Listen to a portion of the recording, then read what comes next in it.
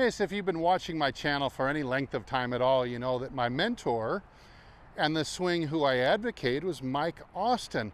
Now, Mike had a saying, he would say this a lot in his, it wasn't a real Scottish brogue that he had, but he kind of invented it along the way as part of his kind of Hollywood persona. But he used to say this phrase, it's all in the Hansmann. And what he meant by Hans was the hands. And Mike thought that we should actually control the curve and the overall flight of the ball with the actions of our hands as we threw the club around the circle. So even if you're an average golfer, it's going to be a benefit to your game to learn how to curve the ball or flight the ball high or low intentionally, whether it means either getting rid of a slice or a hook off the tee, or just learning how to get yourself around trouble or out of trouble. So right after this, let's learn how to control the curve and the flight of the ball by modifying Mike's original hand action. So stay tuned.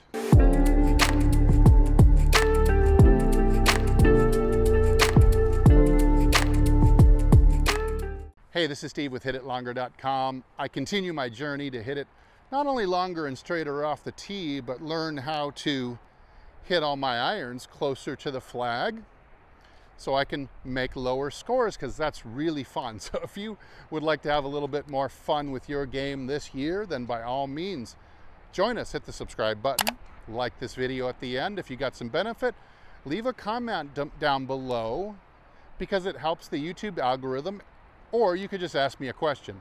All right, so we're talking about hitting all 9 flights or controlling the trajectory and curve of the golf ball by changing or modifying slightly from shot to shot the hand action that you use going through the impact zone. Now, I can think of 3 reasons why you'd want to curve a ball intentionally. Number 1, to more successfully or more aggressively play a dogleg hole. Number 2, if you wanted to curve your ball in because the pin was tucked maybe behind a bunker or a hazard in the corner of a green, and that's a little safer way to kind of flight it in there. A little more of an advanced strategy. But number 3, and what I think everybody should be able to do, no matter what your handicap is be able to use an intentional curve of a golf ball or to hit the ball high or low in order to get out of trouble. So if they say that the same shot that gets you in trouble usually gets you out of trouble, but unfortunately, if you hook a ball off the tee into the left rough and you've got tree branches and stuff, it's usually unintentional, but you'll need to intentionally be able to hit another hook to get it out around the trees again and down towards the green. All right, so let's take a look first at how Mike modified his hand action to hit a fade. All right, so let's take a look at it from a different angle that you might see the hand action a little bit better. If I was wanted to fade the ball, it means I need to leave the club face slightly open to the path that it's traveling on. So I would aim a little bit left to play for the curve, of course, but the hand action is going to be modified this way. Instead of supinating the left forearm to square the blade, which would, in order to now flap it and accelerate it, I will be doing a dorsiflexion here, or you might call it a extension of the wrist would be another term for it. That's going to slightly change in order to flap the club. Now with my hand slightly in a less supinated position like this to leave the face open, now the flap is going to be done more with ulnar deviation is going to flap it through. So the more I hold that sucker open or in a pronated position, the only way I can flap it through is with ulnar deviation. So that's how you'll modify it for a fade and yet still get the same amount of distance, rather than trying to hold a fade to keep the face open, which will not allow us to get full power. Now a draw is going to work conversely the other way. Prior to striking the ball, I'm going to allow more of a supination in order to make the club face close. Now in a draw's case, I would also aim a little to the right to play for that curve. But I'm going to over supinate the left forearm so the club comes in closed. And now to flap the club, I would actually need, it starts to be a combination of not only extension, but it also starts to become radial flexion too if I'm going to hit a draw. So I can hit a draw and fully release it if I can still make the flap move.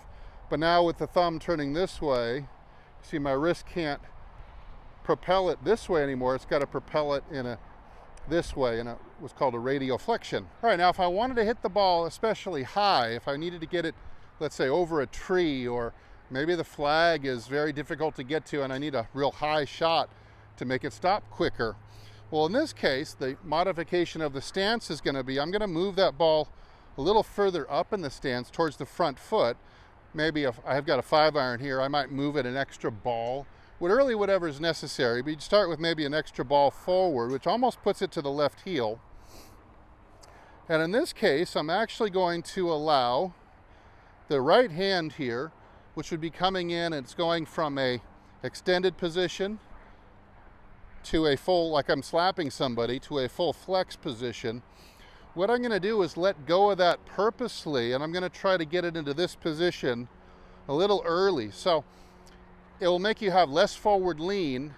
It'll end up with more loft at the moment of impact with less forward lean, so we can get that thing up there. So you won't necessarily be able to play a high ball off of just any lie, because the odds of coming in and striking behind it increase. Or now conversely, if I needed to hit a stinger or a low punch shot without holding it off, like so many other players, they try to hit a stinger by holding it off. I can hit a full release stinger or punch shot into the wind, or if I had a tree branch in my way and I needed to go under it to get out and go to the green, the action will be, yes, sure, I'll put it back in the stance a little bit more, but I'm also going to modify the hand action by holding this wrist in dorsiflexion a bit longer.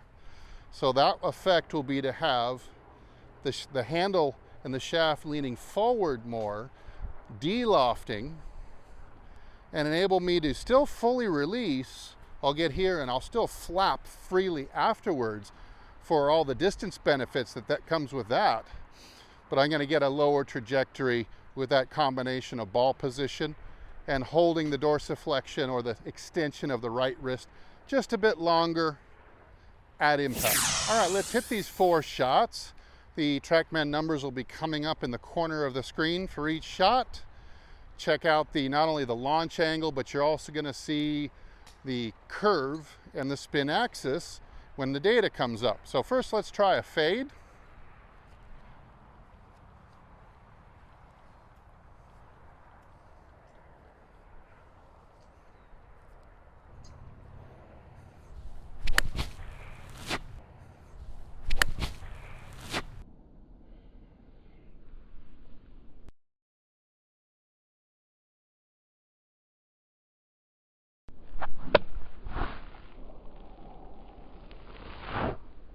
All right, now let me see if I can hit a draw.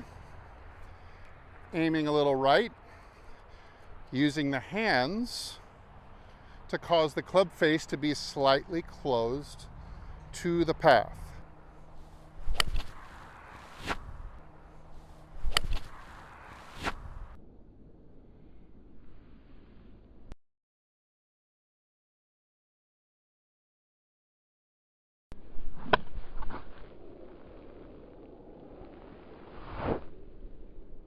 All right, now let's try to hit a what might call a high boy, or something I might have to hit over the tree. As I gain altitude, I'm going to have to sacrifice at least 1 club's worth of distance. So you're going to see this fly higher, but maybe not quite as far. I'm doing this by allowing the right flapping move or flexion to win by a little bit more, a little bit early, so I can get the club face out in front a little bit more. So further up in the stance.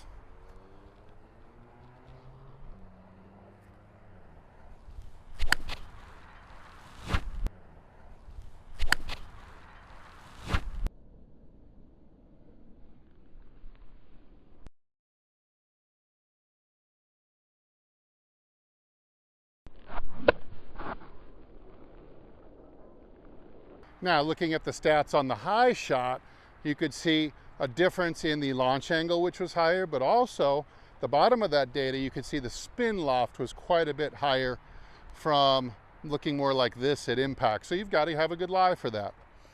All right, last of all, the sexiest one of all, the kind of the stinger, but this is a full release stinger because I'm holding here, but then I'm gonna let it go. Let's see if I can sting a 5-iron under a headwind. A little further back in the stance.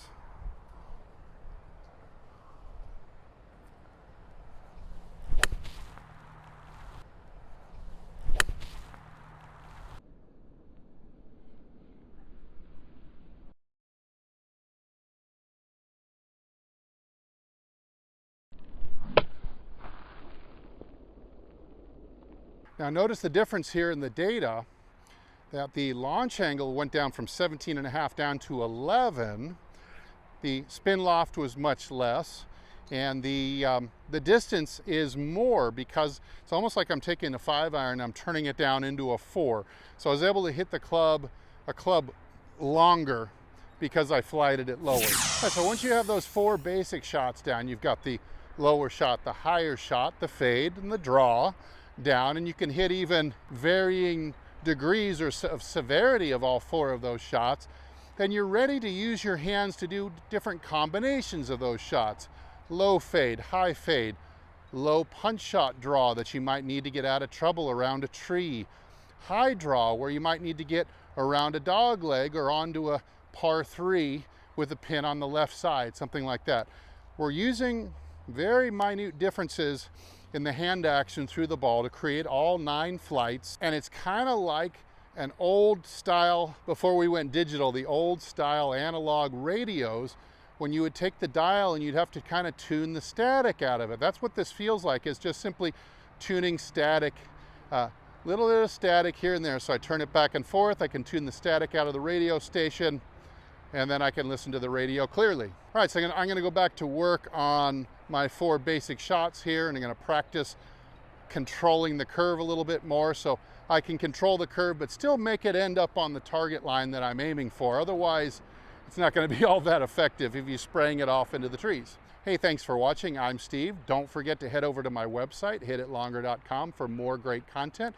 Over there, I've got over 100 more articles and videos for you that I think are gonna benefit your game.